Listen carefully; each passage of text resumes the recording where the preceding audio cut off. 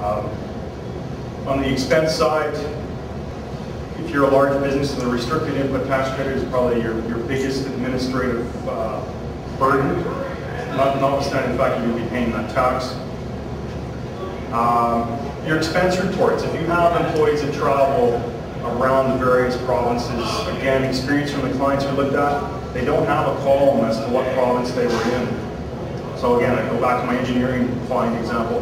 They had a job in Prince George and Dawson Creek, but their staff often stayed or ate in Grand Prairie on the way to and from the job.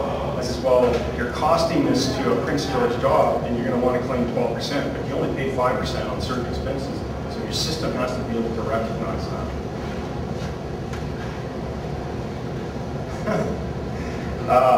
Electronic filing, I won't get into a lot of detail on this, but there is a bulletin that the CRA has released on this.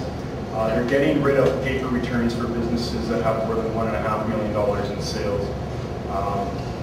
And if you're a large business that is subject to the restricted ITCs, you're automatically going to need to electronically file. This very confusing slide, the EDI process, there's an electronic data interchange process where you can actually file and pay, but the current, if you go to that bulletin, their CRA systems, they have their own computer issues. Their systems only recognize certain accounting systems, so if you don't have one of their prescribed accounting systems, you're not going to be able to do an EDI file, and you're going to have to go to a net file the return, still walk to the bank or wherever, and physically pay it, but the physical payment will become a separate process, unfortunately. So that was a lot of material. I think I made it within my time period. You know, just at the risk of being repetitive, we're moving away from a use tax that only applies to goods and very few services like legal services. We're moving into an era that tax is going to be on everything that is being sold. It's going to apply at 12%.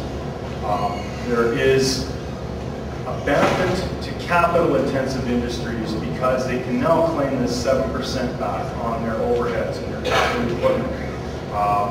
The labor-intensive industries are in an unfortunate circumstance. They're going to get a little bit of relief on the input tax credits, but not to the extent that you're looking up in Prince George doing oil and gas exploration. And you're now having to charge an additional 7% on restaurant meals, on tour packages, tours, those type of things that traditionally you never charge HST on. Hotels, you have the hotel tax, you have the HST. It's not so much of an issue, but it is for the restaurants and service